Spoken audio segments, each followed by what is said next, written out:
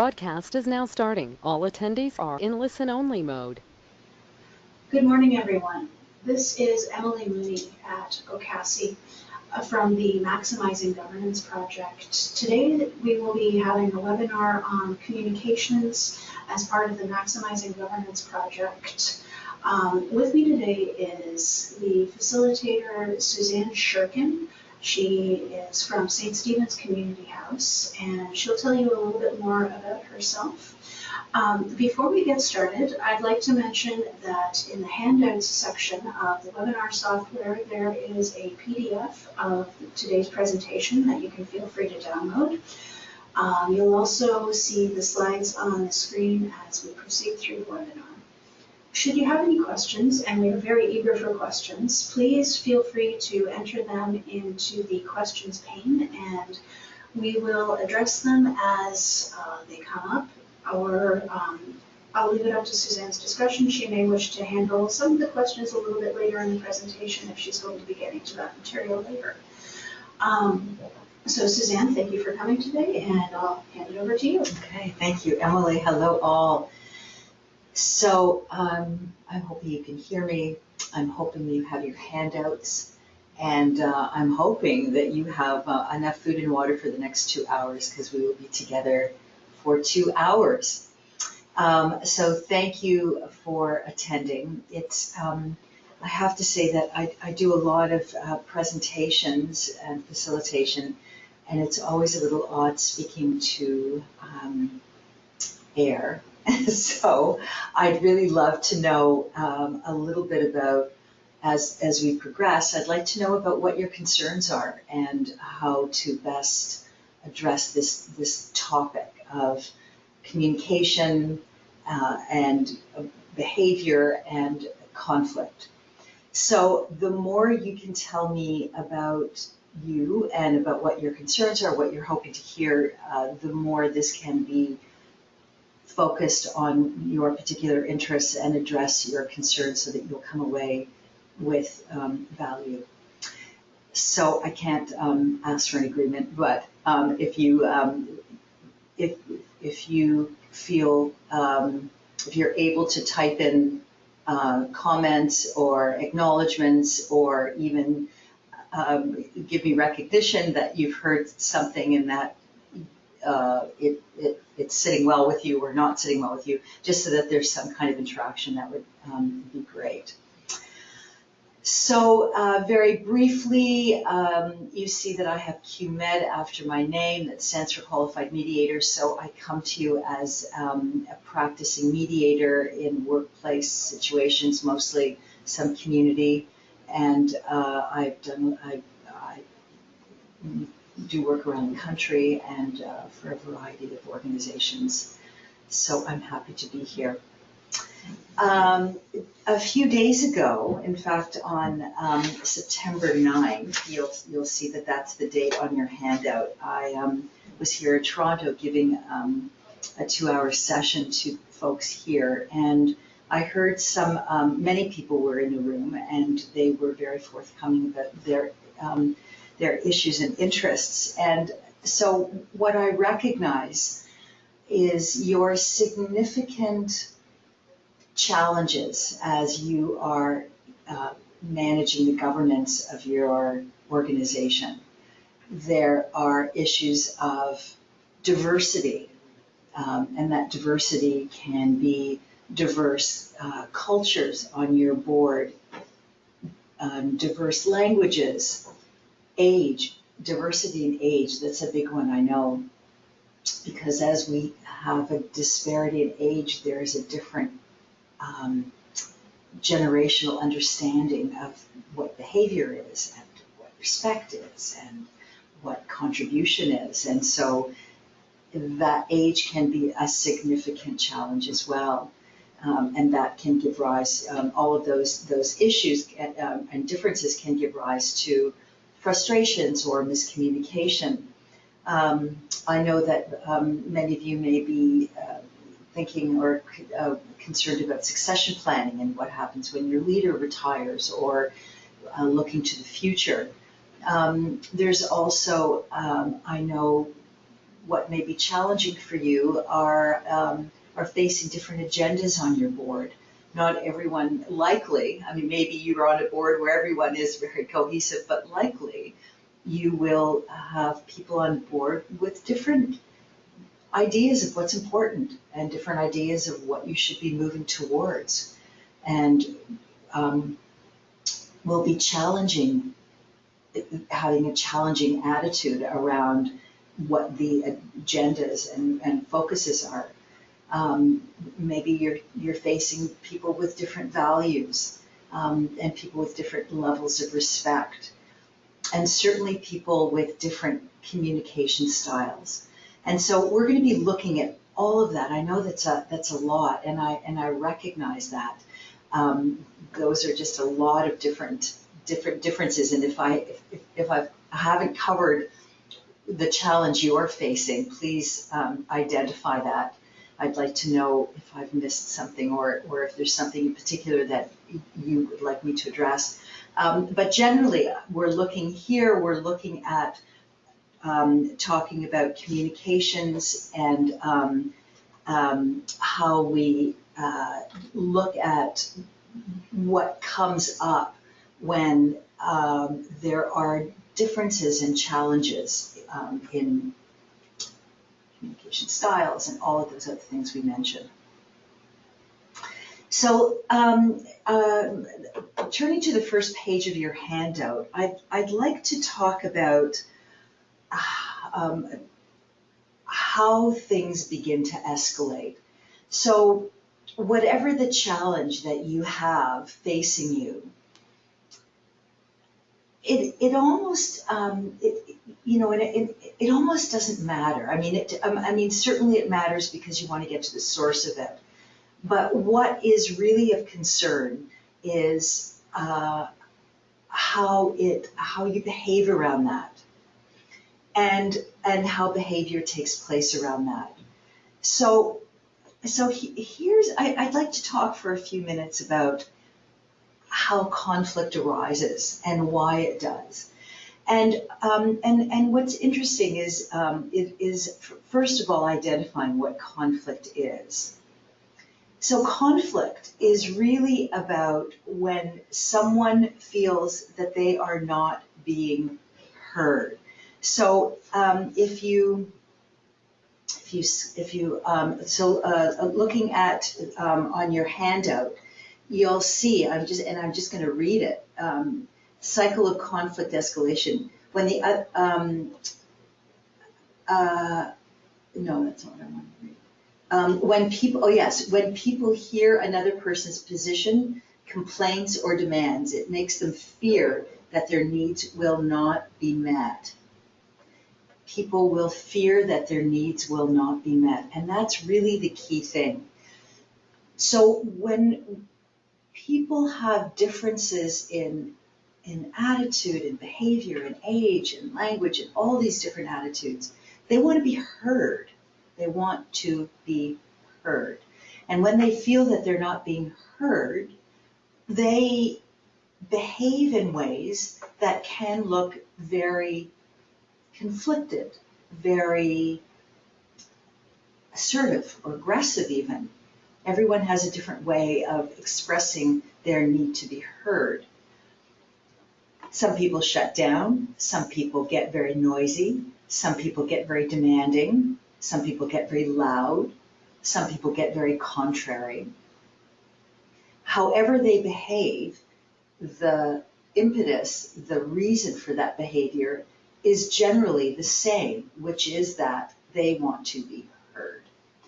And if you look at this slide, and on your page too, what you find is that people will say something, like one of these characters, they're saying something, they're throwing up some piece of information.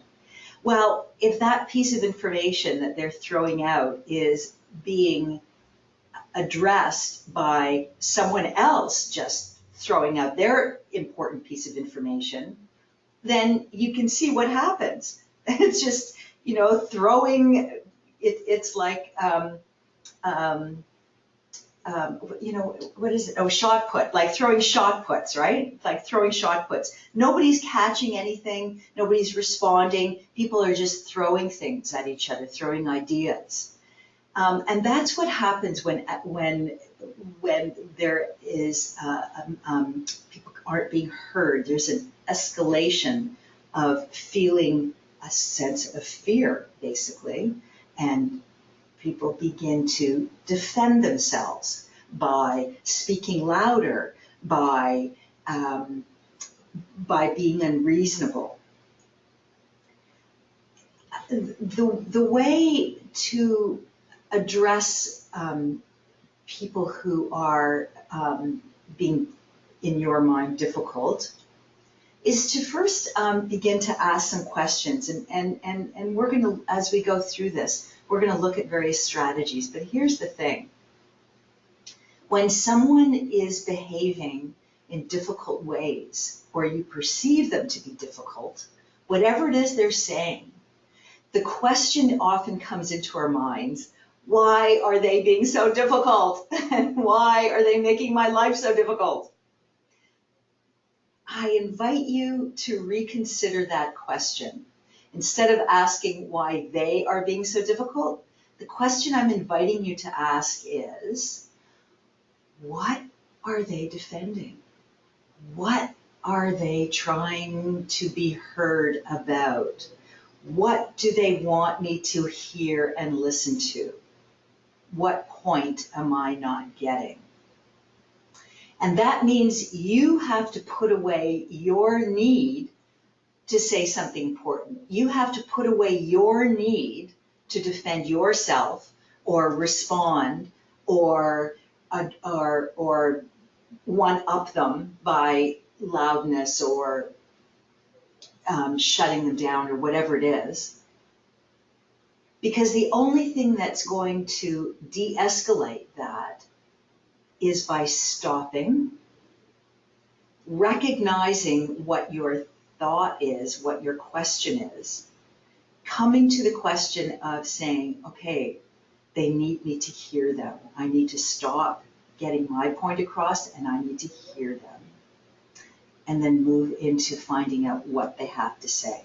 And that moves into effect, how you do that is all about effective communication skills, basically how you speak in a way that they can hear.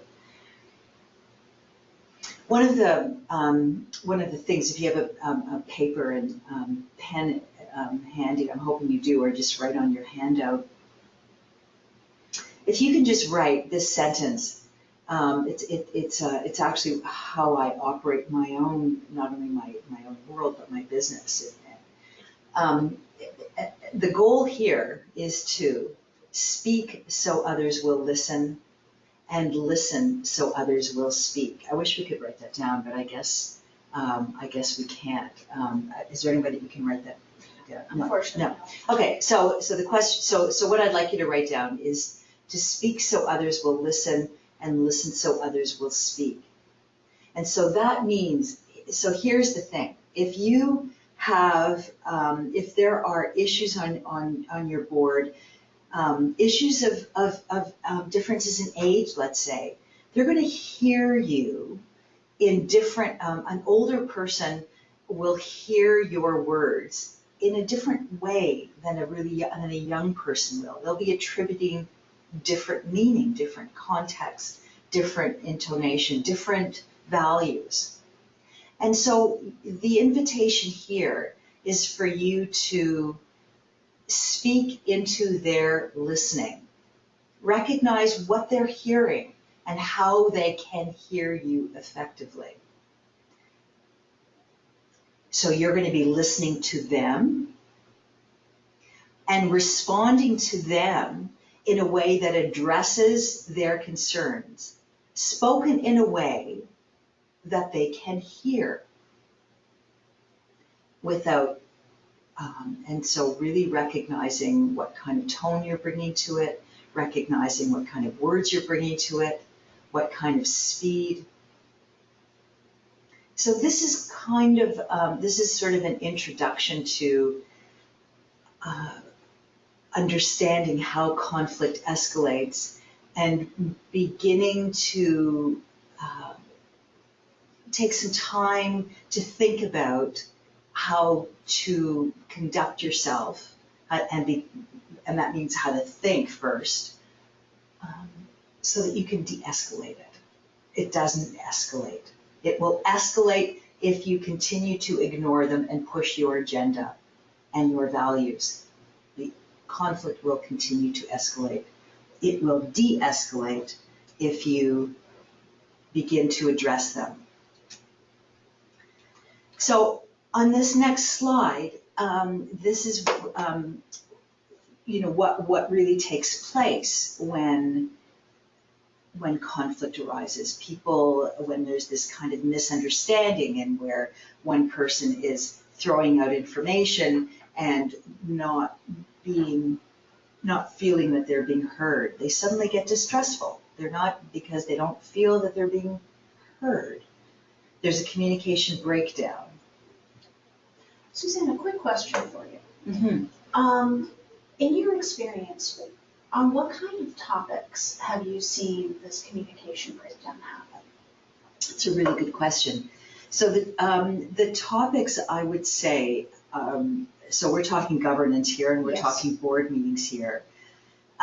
It can be how an idea is being discussed. So someone has an idea that they want to discuss or an activity that they want to introduce, and someone else on the board may think that's a stupid idea or a wasteful idea. They will be, no sooner does, so what I've seen this, that one person will speak forth what they think is something to be considered. Another person on the board will immediately, get up or maybe even interrupt them before they've even finished and say, and just shut them down. That, no, we've already done that, we've tried that, that doesn't work. It's if we go down that route, X, Y, Z is going to happen. I've been there, I know, I've been on this board longer than you. Don't even think about it, and I would never, ever support you in that. Mm-hmm. Okay, is that familiar to anybody? Right, so right there, lots of things come up. There's this interruption. There's the pulling rank as far as experience. I've been here longer, I know more than you. It's the shutting down, it's the attitude of disrespect. And suddenly the person who put forth the idea feels shut down, disrespected, undervalued, and really, and ultimately they feel really, really awful. And so depending on the kind of person they are, they will either sit down and try to disappear into their chair and feel some shame or embarrassment, or just, in their head say, I don't even know why I'm here. I hate, why am I even coming here? Right? And so they'll begin to develop, maybe not for the first time, some feelings of resentment, etc. So that's one approach. If they're a different kind of person, they may choose to escalate and look back on that first slide, or that your first page, where that's when a conflict can arise, because if the person or an outer conflict can arise, because if the person feels that they need to stand up for themselves, then they're going to interrupt the other person, and they're going to have like an out and out, it could be a yelling match, right? And then maybe the chair has to stand up and say, okay, everybody just calm down, and all of a sudden it's a mess, right? That happens often. And why that happens is because the person who stood up and felt brave and creative about a new idea was shut down by someone who didn't respect that. Now, if that person who had an alternate idea had a different frame of mind, they would have approached it in a way that actually moved the board ahead. So instead of interrupting a person and saying, oh my God, that's a stupid idea, it never works, da da da da da. Instead of that, they could say, okay, I hear you. We've had, 5 years ago that idea was put up the flagpole and we didn't have good success with it, but tell me more about what your idea is. And suddenly, if that person says, tell me more, and listens and gives the other person an idea to actually explain themselves, then suddenly they feel they're being heard.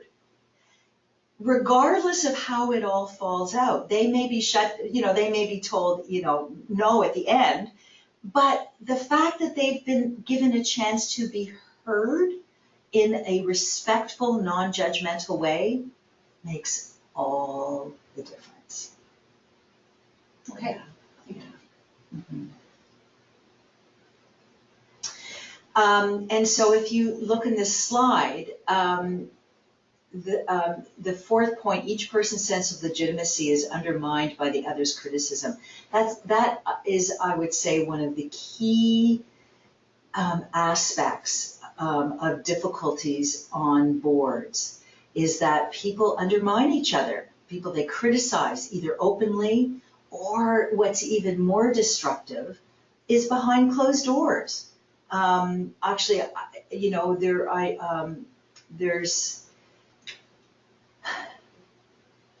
secret meetings that often take place where people on the board, are make friends or feel affinity to some members and not others, and so those members who feel affinity will meet privately with the others, and then suddenly the others who are being excluded will find out, and it's a mess.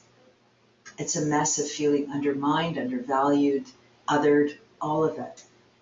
And so criticisms are, if there are criticisms, and of course there are, I mean, we can't agree on if there's more than one person.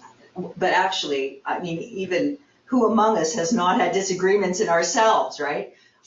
So there will be criticisms and disagreements, and the more effective those criticisms can be addressed openly, not in an undermining way, but openly, with effective communication, that means listening so others speak and speaking so others listen, then those differences can be addressed. And then problem solving. So here's another reason, problem solving is minimal as each spends energy on defending themselves and attacking the others, right? So you see all of these 5 points arise out of conflict, and whether we're talking about the board, or we're talking about your relationship, or we're talking about a workplace situation or a home, right? People are people. They take themselves everywhere. They don't just check themselves at the door, whatever door they're going into, right? And so what I'd like you to take away from this is I'd like you to take all these 5 points, but and particularly the last point, looking at beginning to become a witness, and so I'm going to say this often, because understanding conflict and getting to the source of conflict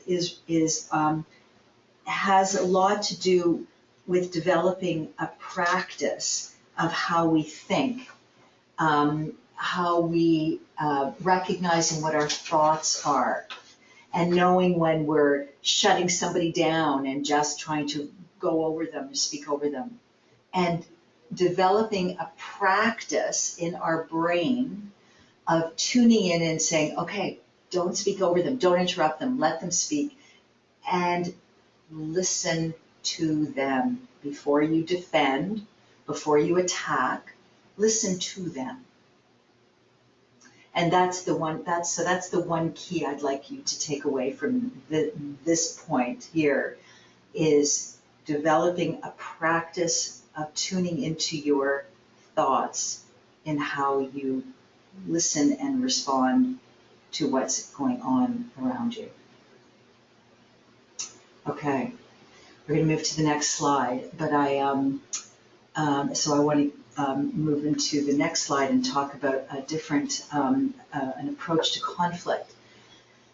And so this is a new idea, and this is moving into more awarenesses. And as we move through this, the next bit, we'll be looking at different ways of being aware of, conscious of, tuned into how we think and how others think and how their responses around that. I noticed there are no questions. If one or two, or any of you can just put up a comment about what has landed on you so far, that would be great, just so I can hear if hear what's occurring for you. That would be great. Okay. So I'd like you to turn to the next page, page 2 in your handouts, and this is called Approaches to Conflict.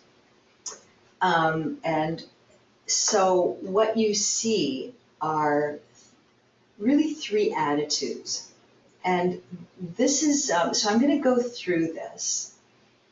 And actually, Emily and I are going to do a bit of a role play here, just to help you identify or understand what these different approaches are. So imagine, Emily, and imagine everyone. So it's almost 11:30, and it's going to be lunchtime soon. And so imagine if we were together in a room. If we were together in a room, and we were all preparing for lunch, and we discovered that there was only one orange in this room for all of us, and we were going to have lunch. Only one orange for all of us. Let's say there's 10 of us. So the question now is, how do we deal with one orange for 10 people? So, Emily, Yes. what would you say are some ways that we could deal with this one orange for 10 people? I see a few different ways Okay. to deal with it. One person could claim the orange, saying they've got a cold right now and they need the vitamin C, therefore they deserve it. Okay, so one person says, I want it because I deserve it because I need it. Exactly. Okay. Another possibility would be to break the orange up into sections, and each person gets a section. If there are more or fewer than 10, then you might have to cut it up a bit more, but just... Okay, so if there's 10, we each get 1/10 of an orange. Mm-hmm. Okay, we each get one teeny bit. All right, that's good. What else? If If anybody else has a thought, just put it up too. Yes, just as a quick reminder, you can use the questions box to interact with us. We are keeping an eye on it, and we would be very happy to hear from you. Mm-hmm. For another possible way to deal with the orange, it could be, for example, the person who brought it says, well, it's mine. Right, okay. I brought it, it's mine, I'm going to keep it. Right, I get to choose what I want to do. Right, okay. Yeah, lots of different, right. Or you could go out and sell it and get some money and buy oranges for everybody, or let's say. So there's lots of, okay. So you can, thank you for, I mean, we could have lots more ideas. But as you can see, there's lots of different ways of solving an issue. And so I'm going to go through these 3 ways because this is really interesting. And as we go through these 3 ways, I'd really like you to pay attention to what your propensity is. That is how you often deal with situations. And also be aware of, and as we go through it, I'd like you to be aware also of how things operate on the board, or just sort of be aware, just sort of be thinking of people that you know and situations that you know. So so one approach to dealing with a situation is a power-based approach. And a power-based approach, as it says, uses force to make someone to do something they would not otherwise do. Power-based approaches include the use of threats, manipulation, physical force, intimidation, public pressure, etc. So a power-based approach would be that one person saying, you know what, I want it, or it's mine, or I bought it, or I have a right to it. I have a right to it, and you back off, babies, because this is mine and I'm going to choose. Okay, we've seen that in different ways. We know political leaders who are like that. We know, maybe we know people, in playgrounds who are like that, playgrounds in all different playgrounds of workplaces and sandboxes, right?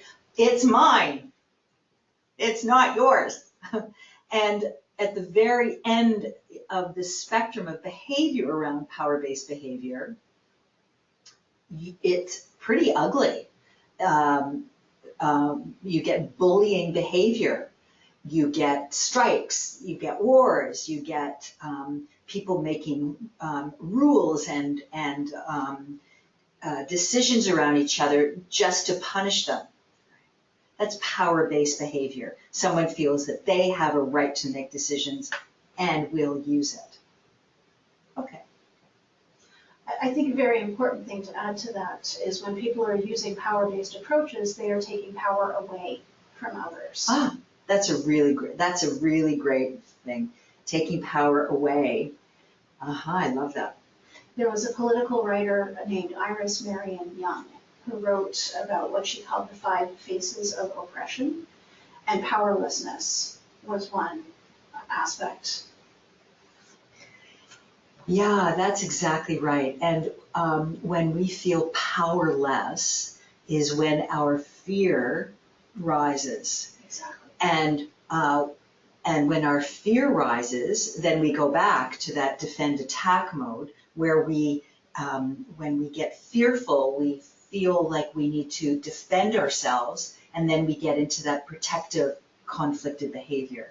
Mm-hmm. So that's exactly right. And what's interesting about this is that, so we have the person who's taking the power and the people whose power is being taken away. And that gets into an ugly dynamic. Nothing good ever comes from that, because in that power dynamic, one of 3 things happens. In this power dynamic of someone taking all the power, the person whose power is being taken away has to make a choice. And they make choices either consciously or unconsciously, depending on how practiced they are at tuning into their own behavior. So they make one of 3 choices.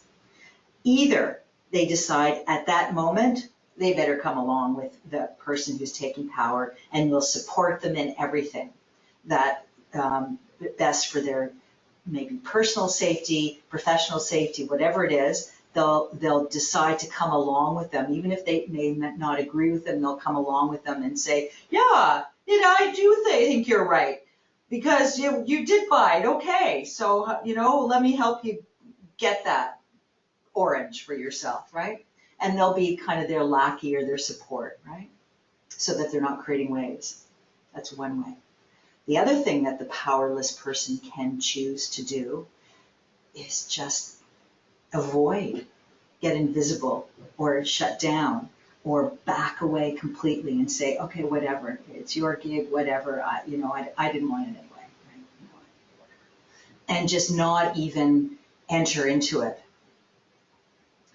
And that has all kinds of repercussions for that person who backs down, because they're feeling powerless and shut down, and we all have been there where we've, it makes you want to cry because you feel small and afraid and shut down and all of that. Right?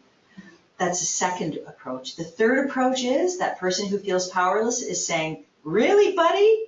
This is what you're doing? Well, let me just show you what I got in me. And then bam, suddenly they're rising to meet chin for chin, And that could be anything from, in the old days, a duel where they pull out their pistols. It can be, let's take this outside for a fight, or this could be an out and out yelling match. That's why as a mediator, conflict is a renewable resource. I will always be in business, I think, because people always find ways to be in conflict. And so sometimes you need a third party to sort that out, and sometimes they sort it out together. So that's what happens in a power-based approach. And it's interesting, huh? And it's very complex. And so before we move to the next approach, I'd like you to consider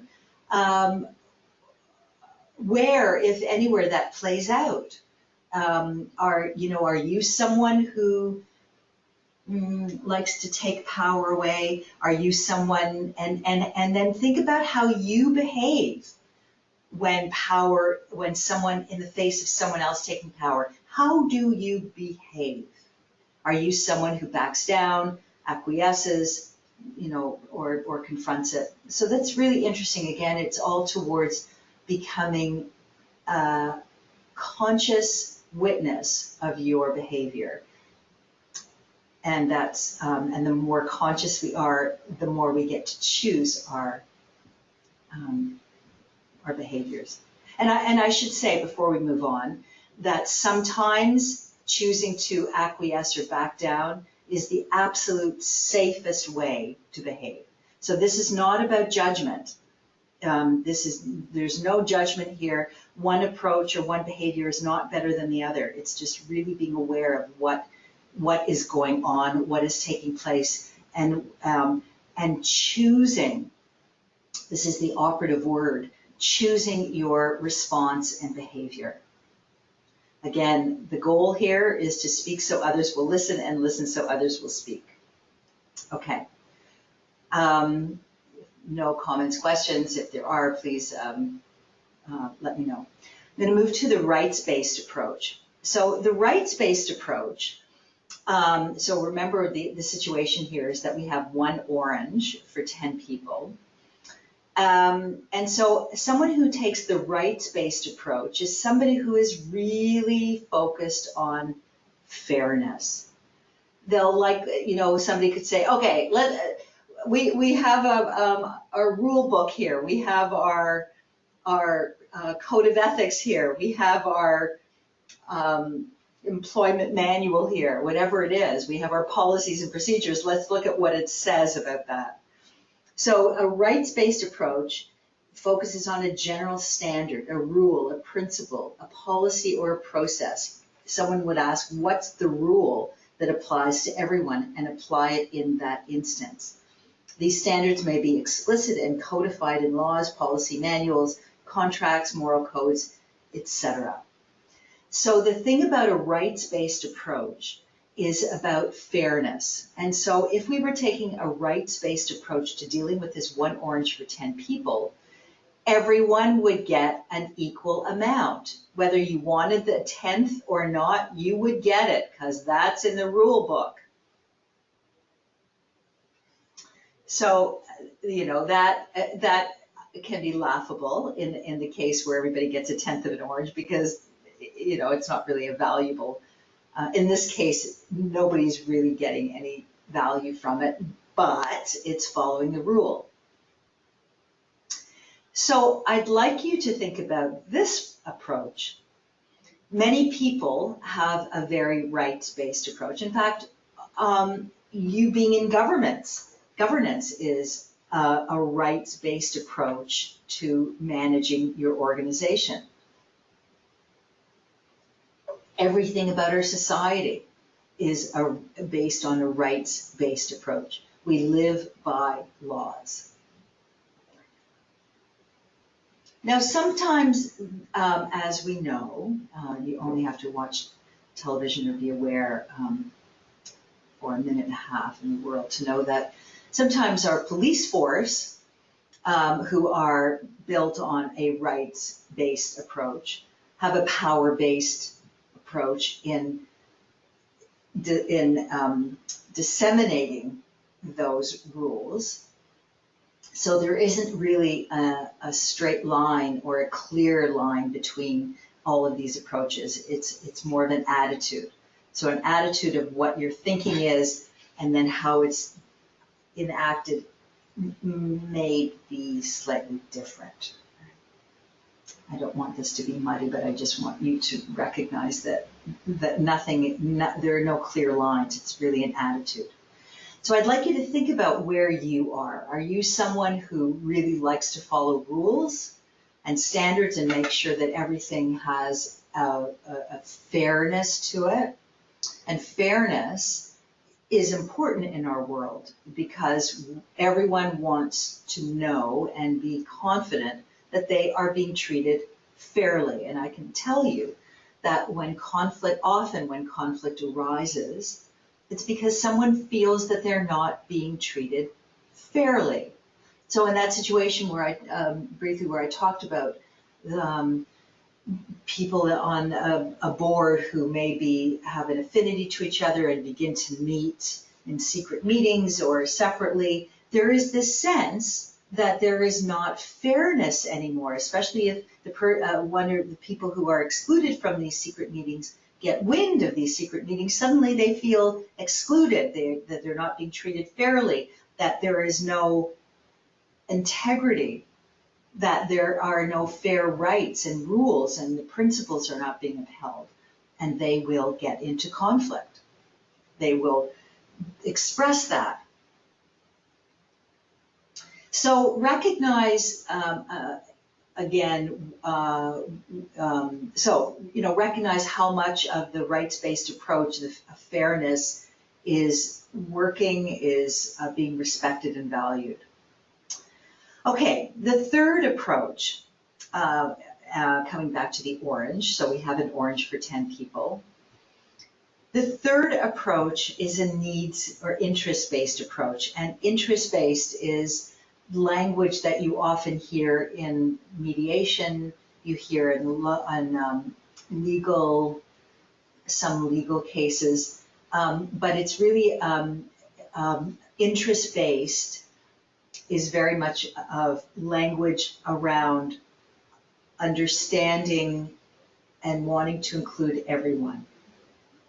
So interest-based seeks to uncover and meet the needs of both or all parties. You ask, what needs or underlying interests are you trying to address by taking a certain position? What's important to you about having what you're asking for? That's a really key question. What's important to you about having what you're asking for? Interest-based approaches seek to generate new ways of meeting as many needs as possible. So this is where we want to land. Sometimes there's a need for power-based, when there is someone who is unsafe. Get down from that rock, you're gonna fall, right? Just boom, being very directive. Sometimes there's very often there's a role for rights-based where the fairness is needed for everyone, equal rule. And sometimes there's really a need to say, okay, who needs this? What is your need for asking? So in coming back to our orange, one orange for 10 people. So you might say, okay, so does anyone have a special need for this orange right now? Someone would say, yes, I have a terrible cold. I really just need the juice. Okay.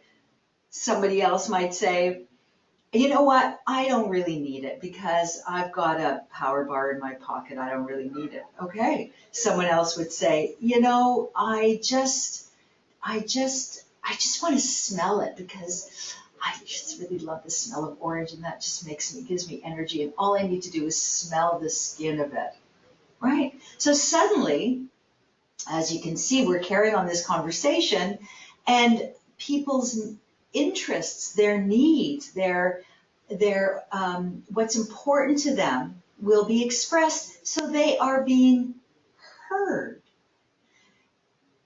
And it's not about fairness anymore, because that's no longer the right or valuable approach to solving this situation. It's not about fairness. It's about finding out people's needs. And that is where I'd like to land on and really have this sit with you for a little bit of how to be focused on understanding people's needs.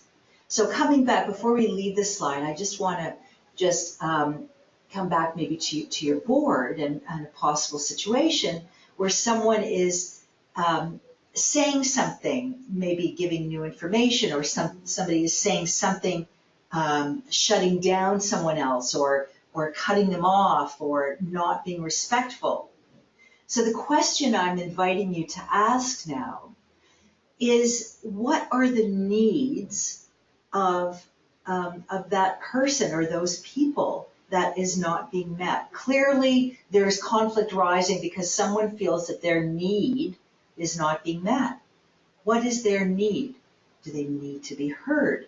Do they need to be, usually it's they need to be heard, but what is their need? And that's the question I'd like you to come away with from this discussion of approaches to conflict.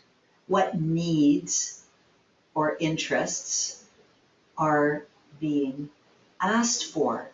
And here's the thing, and in the language, also in the language of mediation, and in the language of understanding needs, there are three approaches to this. There are three different kinds of needs that people have. One is a need for procedures. And maybe they're expressing this need to, that something is not taking place because they're a rights-based person, or they see that a rule or a standard is not being upheld. So they will express that some procedure or something needs to be followed.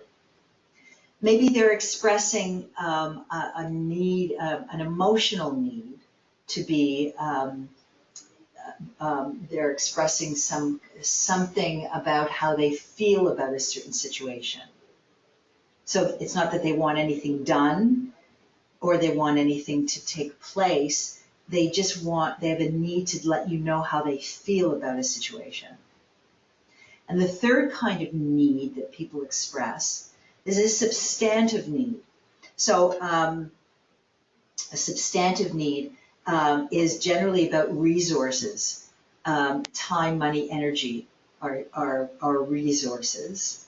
And so people can express a need for that their resources may be compromised, or on the board they may be compromised, or they're just identifying, and often there's talk about money, and this is where that would come into. There's a lot of talk about money and the resourcing of money from the board's point of view.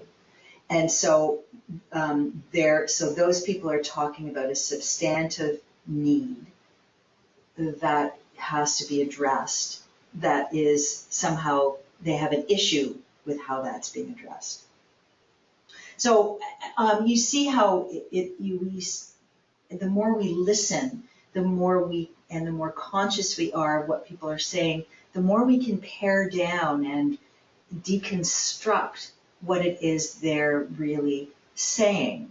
And we can separate the tone, if they have a tone of anxiety or conflict or anger or resentment. We can the practice here is to separate the tone from what it is they're saying, so that we can get to the base of what they're trying to make us hear, so that we can respond to it. Okay, so I'd like to leave that. That's a big idea, but I'd like to leave it for the next big idea, and talk about personalities and styles. So likely if you were in the room, you would have some questions, or there would be a bit of a break. So I'd actually like to take a couple of minutes, just take a minute here, because this next topic is a big, big topic about personality styles. and communication styles. So I'd like to, before we move, just steamroll along, I'd just like you to take a minute and take a few breaths and maybe write in your handout some things that have occurred to you or some things that you may want to address after this session. So I'm just actually going to just take a minute as a break here.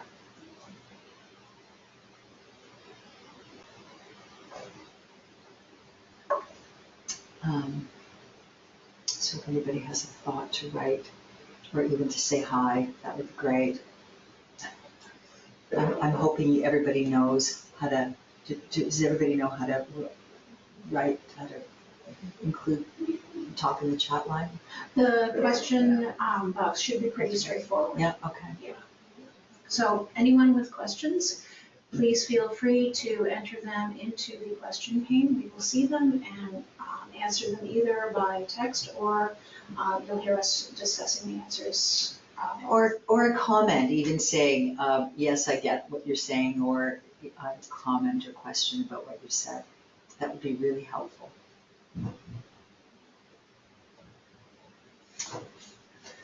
Okay, well, no one is taking me up on my offer, but I will carry on. Okay, so this is a big idea. So we're going to talk now about personality styles. And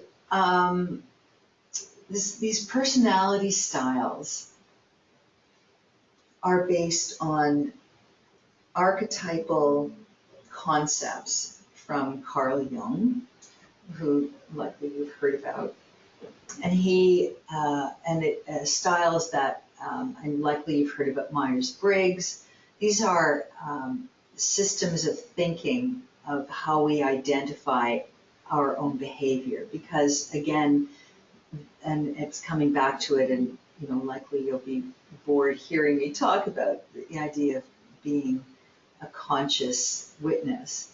But the more we understand how we behave, the more conscious we are about what our thoughts are and what our attitudes are, what our responses are, the more we can make conscious decisions and choices. We can choose in the moment how we express ourselves and how we feel and how we think about what's going on in the moment. So that's what all this is about. So you'll see on page 3, and I'm going to go through each of these styles because it's valuable to know what all these styles are, to know where you fit in. So here's the thing. So this is a model. These 4 personality and conflict styles make up a model of thinking about behavior. So the good thing, and I'll just give a little bit of a preamble so that you can have a context for this thinking. The more, the good thing about a model is that it gives us ways of thinking and ways of speaking about a big concept, and gives us language. So we can put ideas into little boxes. I think we're all familiar with the model of the horoscope, right? We know when we were born, and likely what sign that is, whether whatever kind of system you analyze that in, whether it's the year of the horse or the dog, or whether it's Leo or and Cancer, whatever it is. That's a kind of model, and we all know too that while we have certain characteristics, they're not always. I mean, all Leos aren't the same, and all people born in the year of the dog aren't the same. But there are some consistent characteristics. So it's the same here in these 4 personality types, which come from archetypal styles that came from Jungian thinking. So I'm going to go through each of these styles, and likely you will find yourself saying, yeah, that's me, even though you have there are characteristics in other styles, but you'll say pretty much this is me. So that if at the end of going through these 4 styles, I asked you to sit at the table of one style, you'd probably be able to do that. Okay, so let's start. So the first one is a driver. Now, a driver is someone who is very results focused. They speak fast, they move fast, they're really focused into what they want to achieve. They have goals and they want to get there. They don't want to spend a whole lot of time chit-chatting or talking about gardening or the weather, or they really want to get to where they're going. And so when you speak to someone who is a driver, and maybe that's you want people to be speaking at a pretty quick clip. You want them to be using words that are action words, so that the conversation is about getting somewhere. A driver doesn't use a lot of adjectives. They're not flowery words. They're short sentences. They're sentences that have action words to it, because they're really getting somewhere and they want to be focused. They will likely interrupt you a lot. If you're not speaking fast enough, they will finish your sentences. And if you don't say things that fit into their goal, then likely they might bulldoze you into speaking over you or louder than you, so that you will hear them more. A driver can, at the far end of the spectrum, and a driver, they may be considered a bully, because they're just really want you to know their idea is better, faster. The phrase that I always associate with drivers: be quick, be quick, be bold, and be gone. Be quick, be bold, and be gone when you talk to a driver. No dilly-dallying. So in a meeting situation or in a workplace situation, you definitely don't want to drop in unannounced to a driver. And if you do, you better be standing just at the door frame and have one sentence to say, and that's it. All right. So a driver is very much on target. And when you there's a meetings arranged, you better be on time. They're not the kind that will have a kumbaya feeling when you're 10 or 15 minutes late. So, right, and so that's the driver. If I might just interject, Mm-hmm. it's come to my attention that some people may be having trouble downloading the handout. Oh, okay. So I have sent it by email to everybody who is currently participating in the webinar. Okay. So if you don't have a copy of the handout that Suzanne has been referring to, please check your inbox, you'll find it there.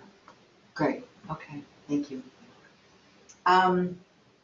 Just before I leave the driver, in the handout it says that their body language is erect, lean, they move fast, they have small gestures, and they can be pretty forthright. So you know a driver. Generally a driver isn't going to be wearing lots of frills or decorative stuff. I mean, jewelry for sure, but driver's pretty direct. Okay. And then you have an expressive. Now, an expressive person is someone who is also focused about what they want to do, but they tend to be a little bit more of storytellers. They tend to be really energetic. people who really like to talk and be in conversation. Expressives really like the relationship end of communication. Drivers like the productive end of communication.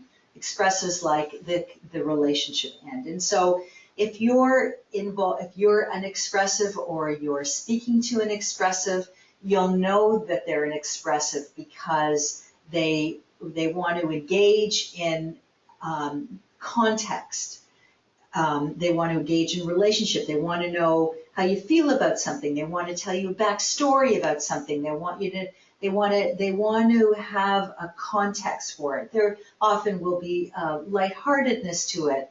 Maybe there'll be some joking around a bit, but definitely there will be an action forward, but it will just be a little less driven than the drivers and a little more relationship based.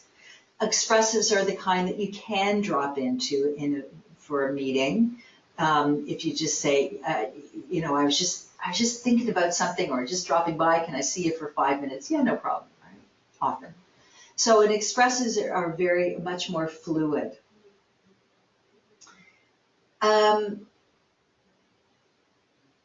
Their body language, you know that they're an expressive because they're much more expressive in their body language than drivers are, and their form of dress tends to be colorful and more invitational. Okay.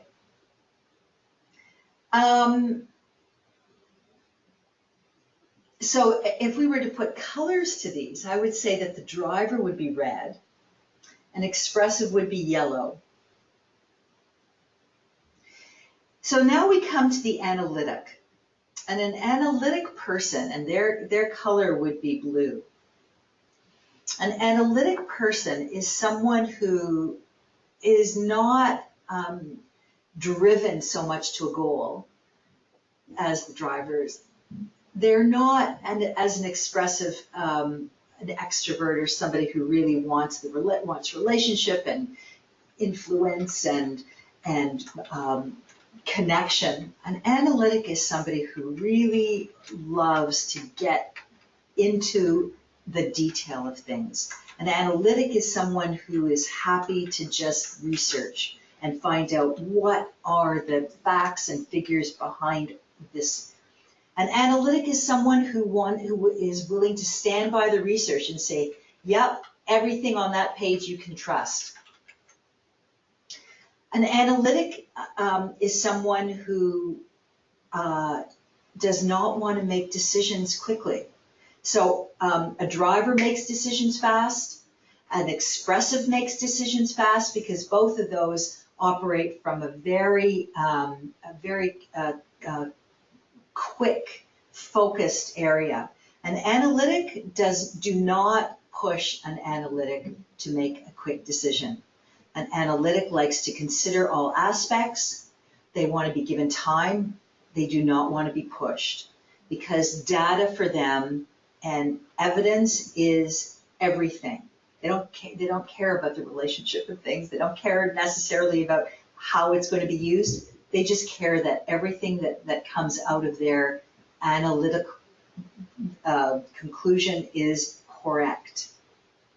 They are happy to work alone. They're not a risk taker.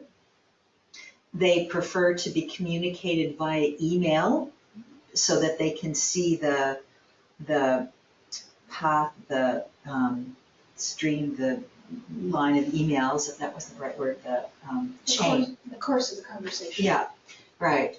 So they don't like surprises. They want to just really be able to consider everything.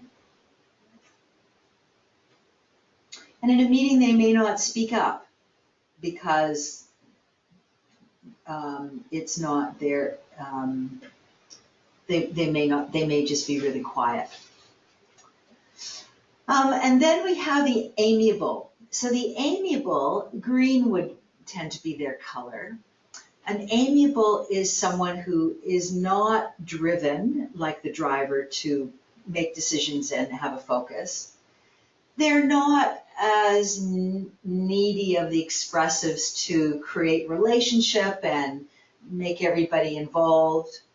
They're not in the back office or in their office working on the support on all the details. What an amiable is a team player. An amiable is the one that pulls everything together.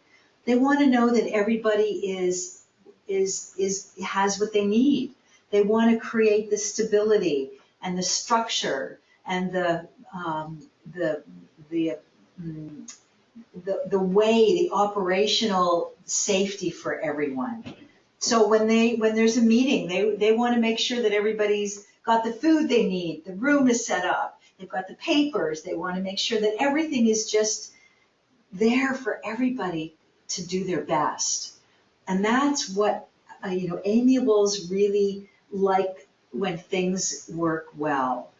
And so what they bring is the gift of support for everybody, kind of the glue for everybody. They really like working in small groups. They love it when you drop by and say, hey. And they want to be included. So if we were to have a consistent, approach of needs, and so maybe you want to write this down, and they all begin with A. So the driver's needs is authority. The expressive's needs are accolades. An expressive really needs to be recognized and thanked and involved. An analytic's needs is for accuracy and to be recognized for their accuracy. And an amiable's needs is affiliation. They just want to be included. And so so coming back to and drawing a link between the communication, the communication approaches, the conflict approaches we talked about in the last slide, and this is to understand what these personality and behavioral styles need. So, and the more, again, you can understand what their underlying needs are, the more then you can address how to respond to that person rather than just seeing them as face value. So if you see, let's say, a driver who's really driven and maybe they have bullying nature and maybe they can be a bit gruff because they're really on task and they're just driving forward. And that can be a very difficult behavior for many of us to deal with because we see their approach. So here's the thing, if there is someone who is a driver on your board or in your world, and you recognize that they are a driver focused on getting stuff done, they have a need to be recognized to be an authority or to be a decision maker. Some rules around this, you'll see on page 4, and I want to talk about, so page 4 has some thoughts on how we can address each style in a way that doesn't move into conflict, in a way that moves into harmony. So again, our goal is to speak so others will listen and listen so others will speak. So if there is someone who is a driver, and what we've said about a driver is be quick, be bold, and be gone, we want to be able to speak in a way that they can hear, to speak into their listening. So if we are not a driver, but we recognize someone is, you'll see on page 4, and I'll read it for those who may not have this, pick up your pace and energy. So if you're with a driver and you're speaking in a very slow way, they ain't gonna listen to you. And I'll just tell you really briefly. I'll give you an example. So I am an expressive with driver tendencies. And when I get stressed, my driver-ness moves into my key position. And I get really focused and really driven. And I know this about myself. So recently I was hacked. My it was a bad situation. My email was hacked. And a friend of mine said, "Oh, I have the perfect person who can solve your issues. She's a great technical person." I said, "Oh, that's great, because I'm just in a mess." And so I'm in my driver, like, let's get it done. So my friend connected me to this person, a lovely person, I'm sure she was, but she was an American and she came from the South and she had this drawl, and I heard her for 30 seconds and I completely shut down. I said, "You know what, I could feel my anxiety, and I said, I know I've heard that you're really great, but you know what, I don't have time for this right now." And I actually, and I came up with, I'm revealing to you, I know that I actually said something that wasn't true. I said, I've got a meeting coming up in a few minutes. Can we talk about this another time? And she said, "Yeah, honey, no problem. You just call me whenever." And I just hung up, knowing that I could speak to this person, because in my driver mentality, this lovely person who was, had tons of credentials, wasn't communicating in a way that I could actually hear, because it wasn't in my driver frame of mind, right? So I say that to you because it's really important to recognize how people need to hear you. I did, and just the end of that story, I did actually find somebody who could respond to me, and they did it online, they did it remotely, and it was perfect, because it was just bing, bang, boom, and I didn't have to talk to them. So, right. So this touches very nicely on a question that came in. Okay.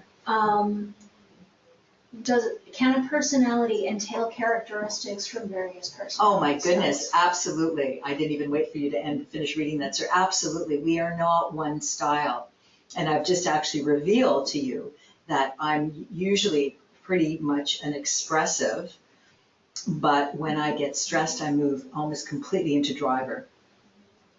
And so you have to be aware of what your behaviors are.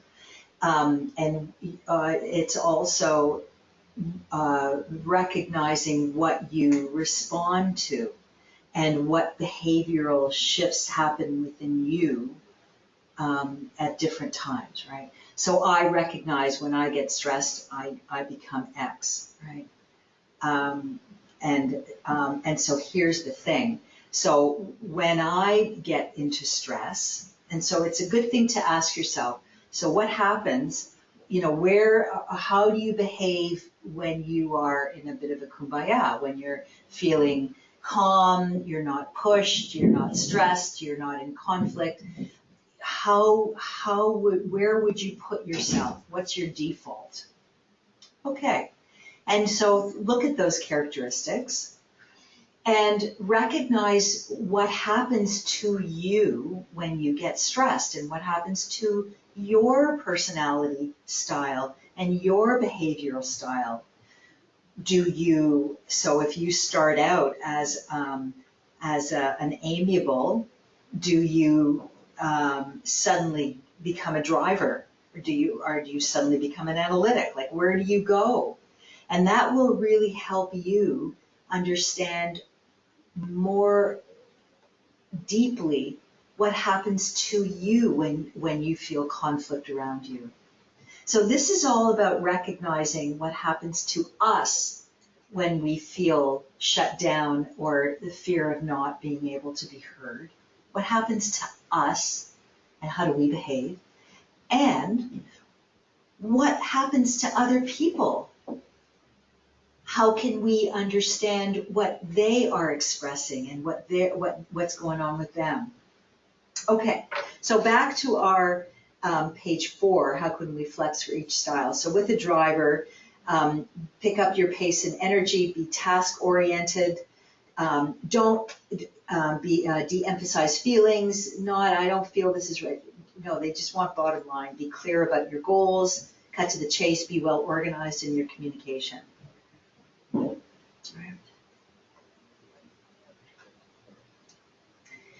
How do you flex to an expressive? Pick up your pace and energy because they're really, like they are also moving very fast. Focus on the big picture. Say what you think. Say what you think. Say what you think and also what you feel. With a driver, you not want to talk about your feelings so much. Facilitate self-determination for an expressive, make personal contact, focus more on feelings, cooperate with their spontaneity. So an expressive is very spontaneous and they will often come up with ideas in a moment. As an expressive, I know that when I'm a really creative thinker, and I know I can drive drivers crazy because in a meeting I'll say, oh, I just had this great idea, and I'll say what it is, and it'll drive a driver crazy because they'll say, well, that's not on the agenda, or put it on the agenda, or you know what, we don't have really time to talk about this because, right? And then an expressive will be I'll feel shut down. If I'm shut down in a bullying way, it's a different feeling than being shut down and say, okay, it's a great idea, and let's look at it for the next agenda, right? Okay. Flex to an analytic. Be task-oriented. When you're talking to somebody who's an analytic, be task-oriented. De-emphasize feelings. You wouldn't say, I don't feel that these statistics are correct. You'd never say that. Or, an analytic would say, it has nothing to do with how you feel. Here's the information, black or white, right? Be systematic, be organized and factual, slow down your pace, listen. So again, you want to speed up your pace in talking to a driver and expressive. You want to slow down your pace when you talk to an analytic because their brains operate differently. They want to make sure that everything is working, makes sense to them. It's not about spontaneous. They're not spontaneous thinkers. How to flex to an amiable. Have genuine personal contact. Slow down your pace. Listen. Because an amiable is somebody who really operates with relationship. Don't come on too strong. Focus more on feelings and show interest in the human side. Be supportive. Provide structure. An expressive isn't so much about structure. A driver, an analytic is about structure. An amiable is about structure. So here's the thing. This is what gets really interesting. So think as you look at these or think about these 4 styles, think about where you fit in, where you default to. If you were to be listening to somebody talk about you, people talk about you behind at the water cooler, what would they say? Where would they put you? And now think about, is that different? Is that default style different at home or at work? Is that default style different at work or on the board? And what are the 2 that you would say? So I've revealed that I'm an expressive with some driver in me. I'm definitely not an analytic. And I have some amiable, but, mostly I tend to be the expressive driver. so think about who works well with each other. So a driver, and so this is interesting.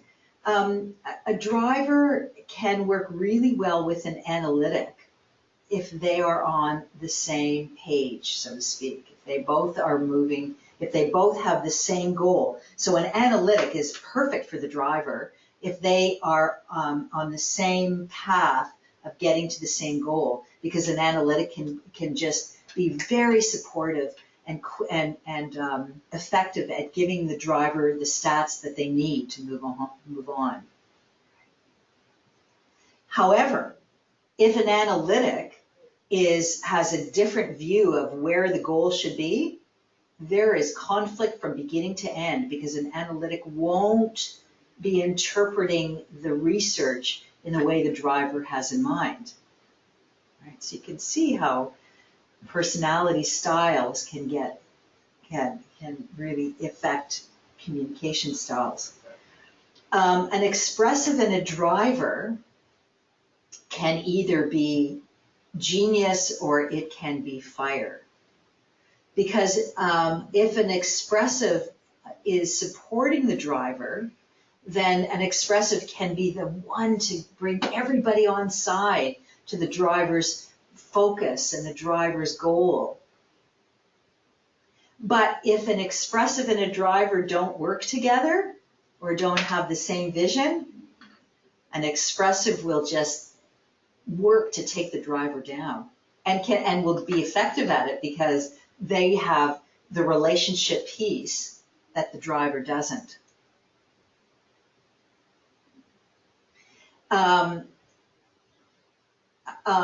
An expressive and an amiable can work well together, again, if they're on the same place. An amiable might drive the driver crazy because an amiable is just all about support and feelings and bringing everybody together. And they speak differently. They're not goal driven. They just have big picture of how everybody is operating, and it can drive a driver crazy. So it really makes sense to identify where you are, what your default is, how you operate, and then I would say to really consider, again, after this, just write down, or maybe now, just write down all the people who drive you crazy, who drive you crazy. Just think about people who drive you crazy.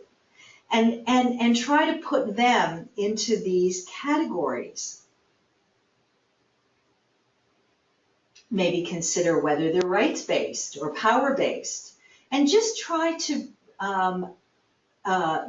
break down what the characteristics are, or the aspects are. And the more, I want to move on to our next slide, but the more you can understand that, and the more conscious you are, the more analytic you are around this particular piece, the more you will begin to ask different kinds of questions. Not, why are they driving me crazy? No, not why is that person such a bonehead, but why? But you'll ask why.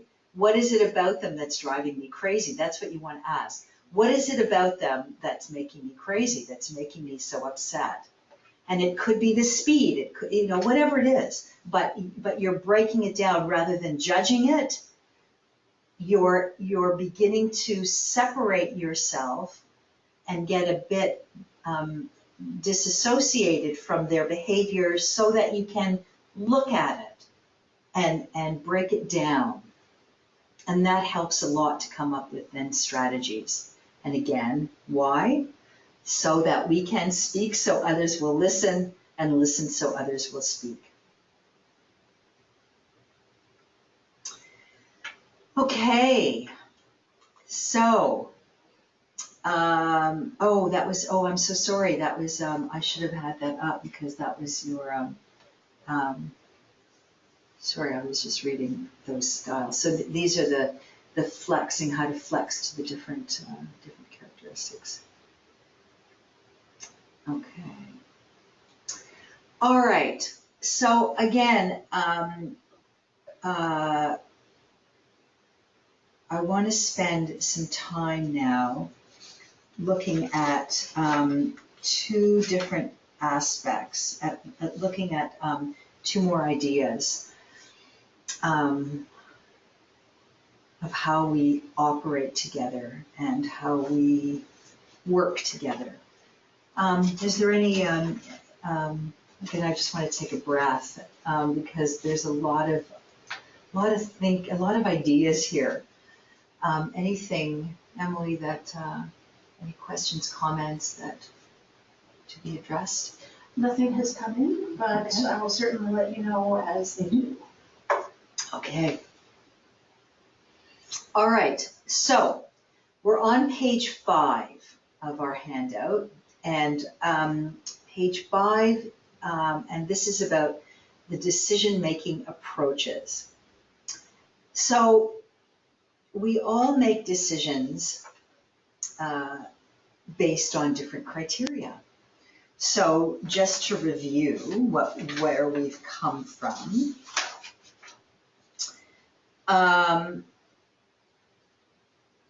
we make decisions based on our approaches to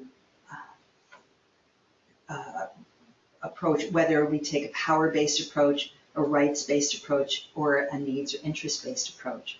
That is, so we'll make a decision. So in one of the first ideas we talked about, we make a decision based on our relationship to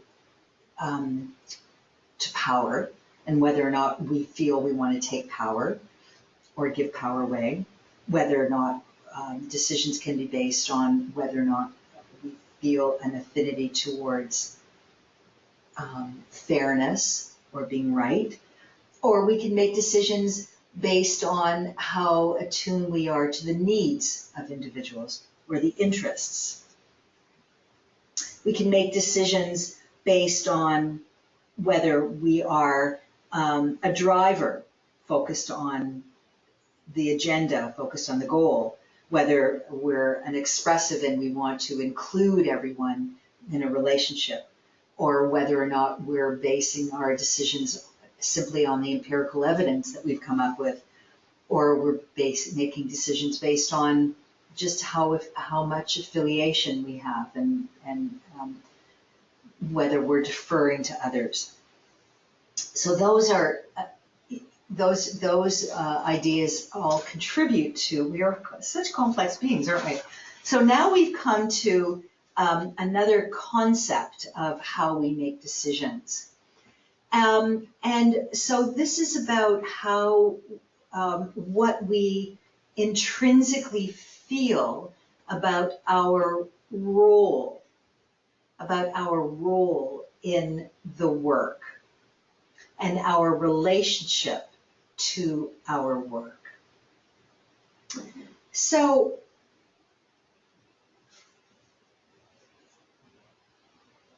as it says in our handout, each style is a result of a combination of preferences and habits of thinking. So this is, all these things are habits of thinking. And a habit, and when we say, oh, that's just us, or that's just him, that's just her. Well, yes, we say that that's just us, but really, that when we say that, what we mean is, that's just the habit that we've been practicing unconsciously since we've been a wee baby. It doesn't mean we can't change it. To change any aspect of ourselves is to move into our journey of self-awareness. And the only way to begin to make changes or to become more aware is to get more conscious of what we are doing and to move from unconscious habit of being into conscious awareness of behavior. So that's kind of inner work.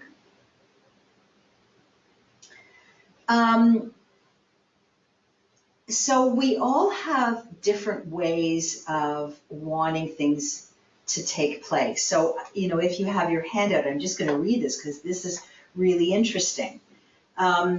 We make decisions in different ways. Some of us like to stick to a process and make sure that it's all following a process. And some like to take a very ad hoc approach. So, a process, a rights-based person versus someone who is spontaneous and to move more in an agile way in the moment.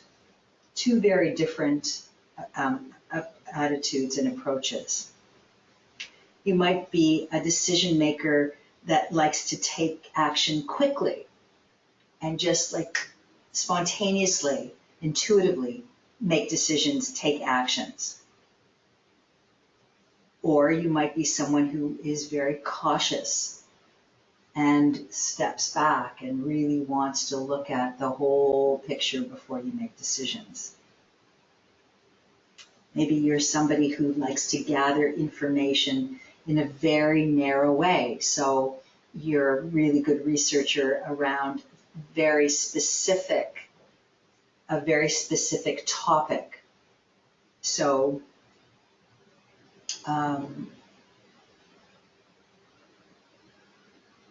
let's just say that you want to go for dinner and you're somebody who likes to keep things very narrow. So you'd say, so I'm going to find out what's in our area. What's in our area? No, you'd say, okay, what's the question? So you'd say, what kind of food you want? So you'd research only Italian restaurants in a certain area, right? Like that would be a very narrow kind of, as opposed to saying, okay, let's just see what all the restaurants are in our area and make a decision around that, right? So that's kind of like, a very narrow thing, but we've all had that experience. Either you're researching a specific idea for a specific person or a specific situation, or you're somebody who says, well, you know what, let's look at a whole bunch of possibilities. That's definitely a habit of being. Maybe you're a decision maker that is that defers to the corporate interests or the board interests or the organizational interests, and so all your decisions are made with the large picture in mind. Or maybe you're a decision maker where you're making decisions based on what is good for you and how it's going to affect you. Those are two very kind of drives for decision making. Maybe you're a decision maker that prefers continuity and predictability. And so you want to make a decision based on what is consistent, what will hold, and how, and predictability, continuity are really important values for you, as opposed to preferring change and innovation. So this is really interesting, especially when it comes to succession planning. Are you making decisions based on keeping things the same and bringing people on the board who will keep the status quo? Are you choosing the way you operate based on status quo so that it can be predictable and continuing? If it ain't broke, don't fix it. It worked 10 years ago, it's going to work now. So are you that kind of decision maker or support those kinds of decisions? Or are you someone who makes decisions on people and ideas based on possibilities that I've never heard about that, but I don't know, it sounds kind of cool, let's kind of think about that. As opposed to, I've never heard about that, let's just go with what we know. And therein actually lies the nub of the differences in why generational diversity can be so challenging on a board and in a workplace, in a situation, because of that very difference in attitudes around valuing predictability over valuing innovation.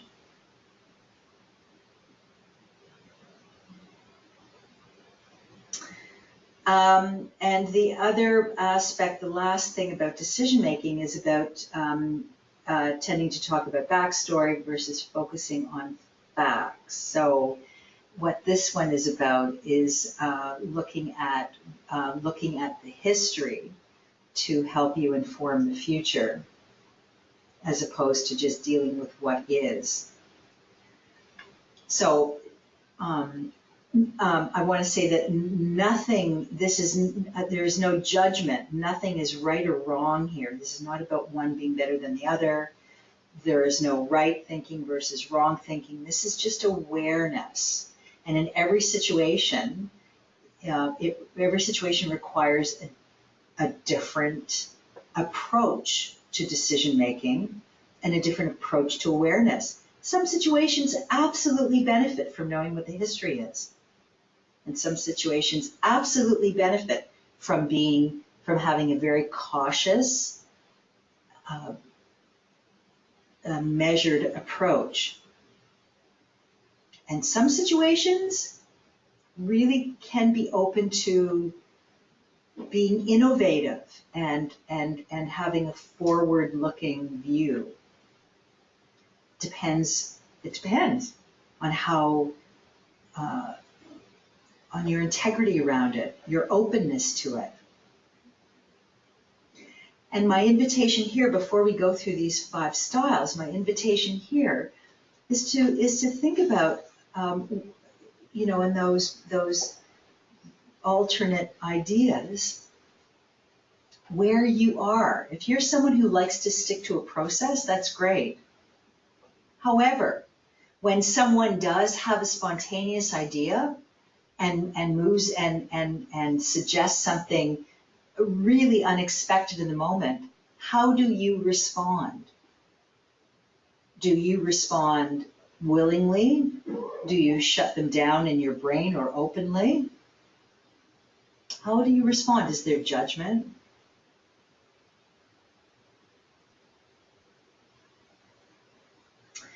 So, the invitation here again, as I've continued to say, is to be aware of how you are operating and how you are thinking, not as a judgment, but just as an awareness of your habit of being.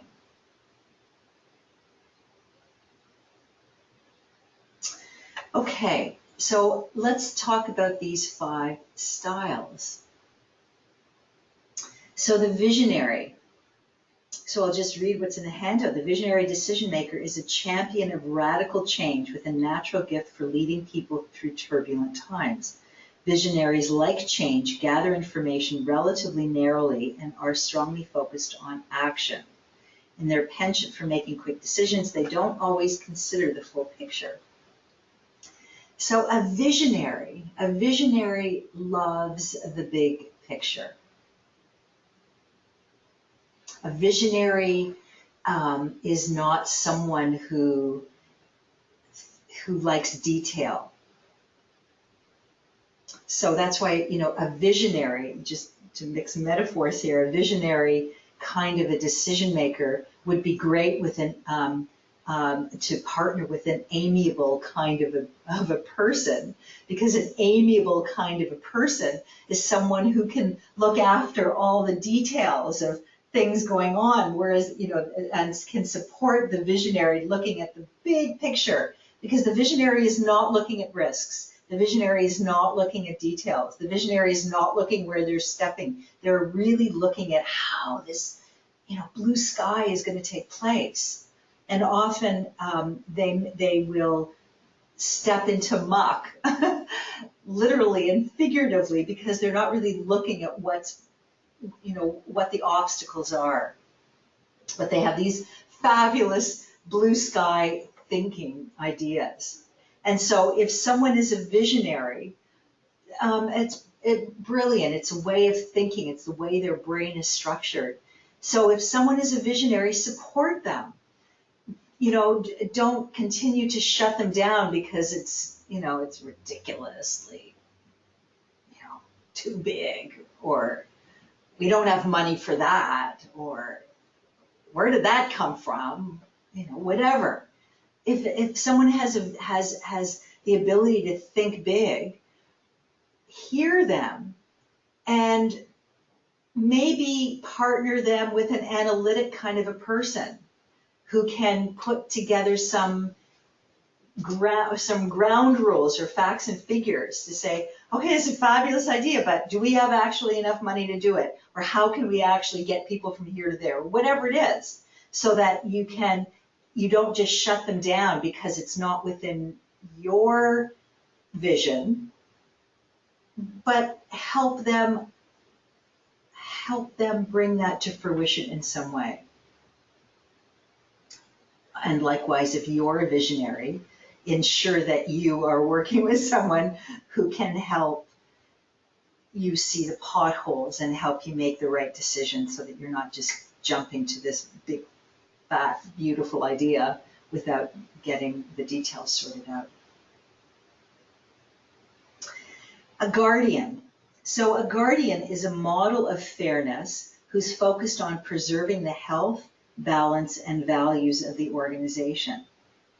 They like continuity, are moderately cautious, and gather information relatively widely.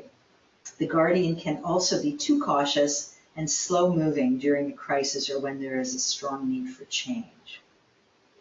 So a guardian is someone who is really good to have on your side. I mean, all of these decision makers are brilliant.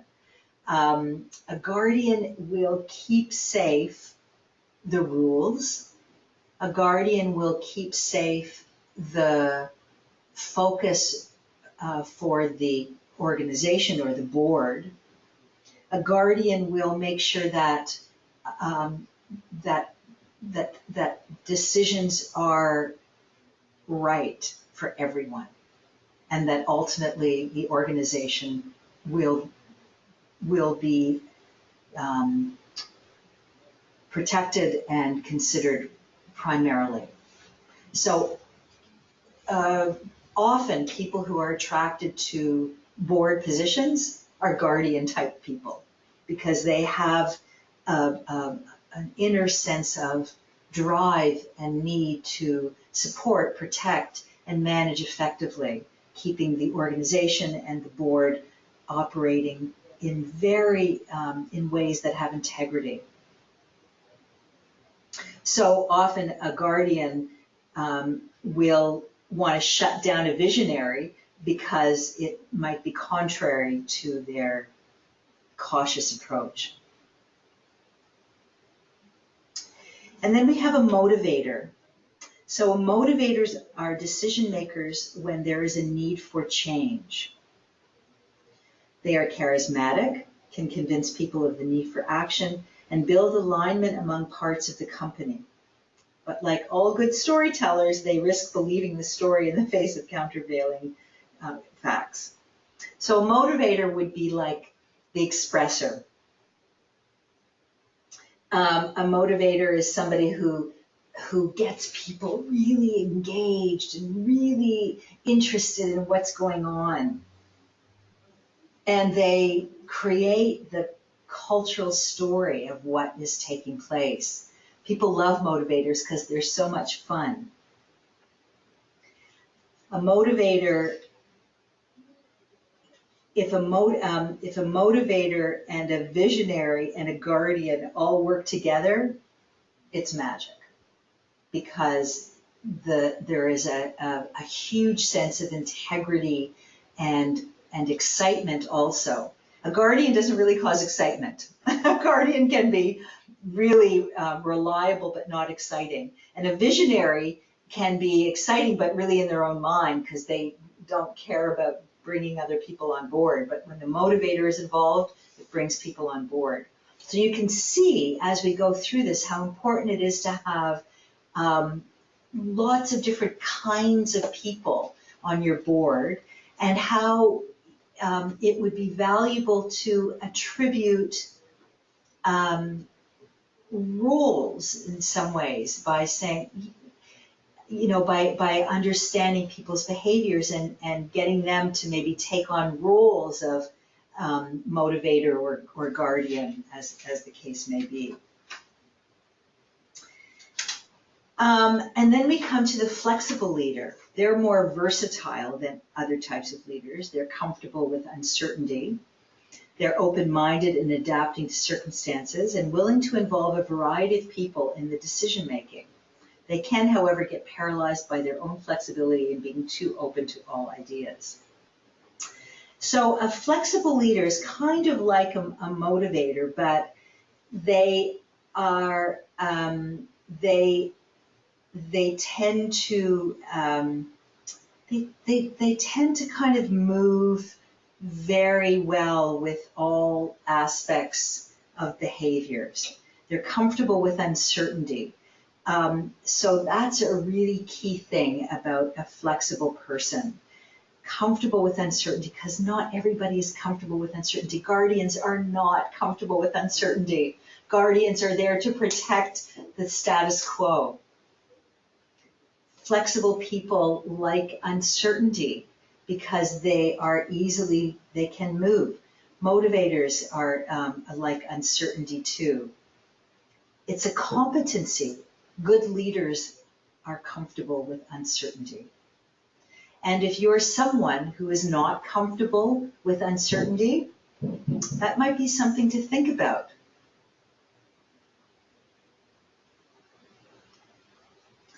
They're also flexible people are willing to involve a variety of people in the decision making. So visionaries don't like involving a lot of people in decision making because they have a very clear idea of what they want to accomplish.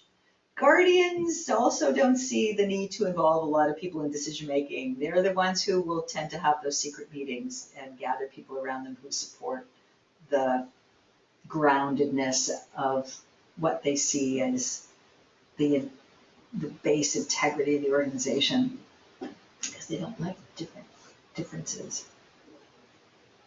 Motivators, flexible people, they're willing to involve others. And then there's the catalyst, is the most balanced, being in the middle of 4 out of the 6 characteristics. The more extreme the necessary decision, the more they can naturally resist inherent biases. That said, being middle of the road can sometimes yield only average results. So a catalyst is interesting. These are, sort of the flexible, the catalysts are a bit less clear. But the catalyst is someone who is, and as you can see by the picture, they're kind of the balance. Like they don't really, they're happy to go here, they're happy to go there. They're definitely not a visionary. They're not really pushing for anything. They're happy to just be the majority adopter. They're willing to be wherever is necessary to keep the peace. Sometimes catalysts can be frustrating because they don't seem to have their own drive, their own opinion. They just say whatever. They just say whatever you want.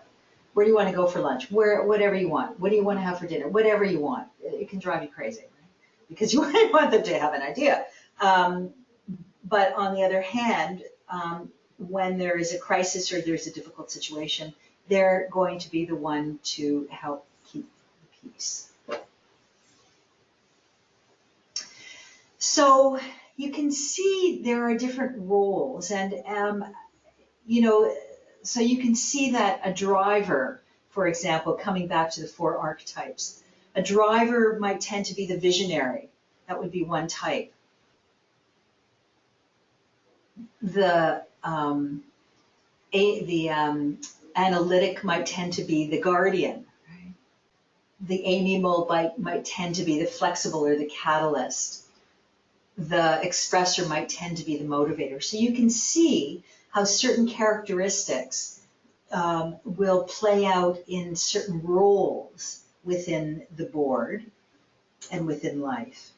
And if you can, so this is a lot, I know this is a lot of ideas, and at this point you may be feeling a little overwhelmed by so much information coming at you, but the idea is to maybe consider how complex we are, and consider that we all bring different aspects of behavior by characteristics, and how do we want to use these behaviors? How do we want to use these characteristics? And how can they best support the goal of working together on our board, understanding differences, dealing with the diversity and the moving forward?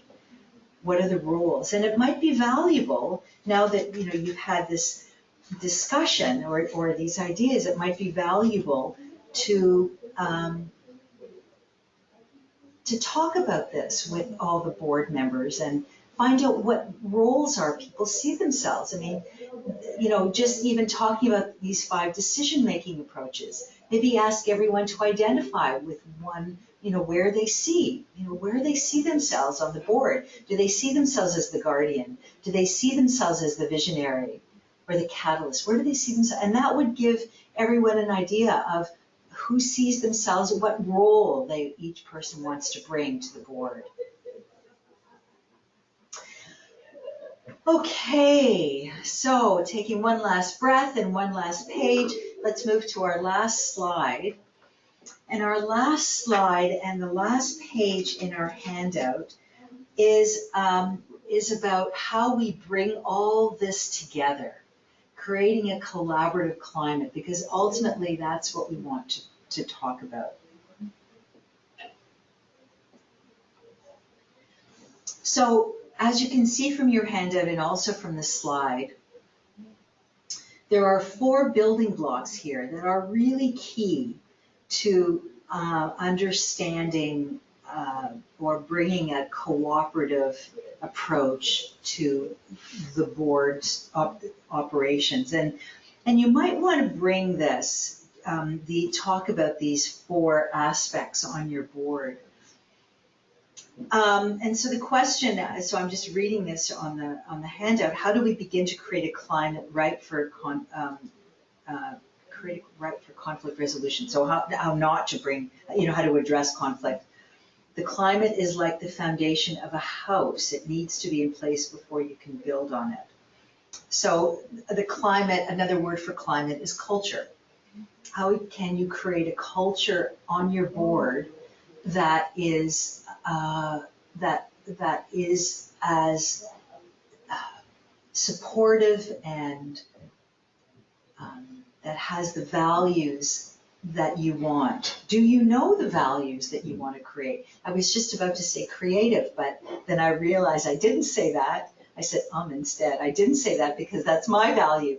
But creative may not be your value. I come from the visionary approach, and you may come from the guardian approach. So creative may not be your value. But do you know the values you want to create?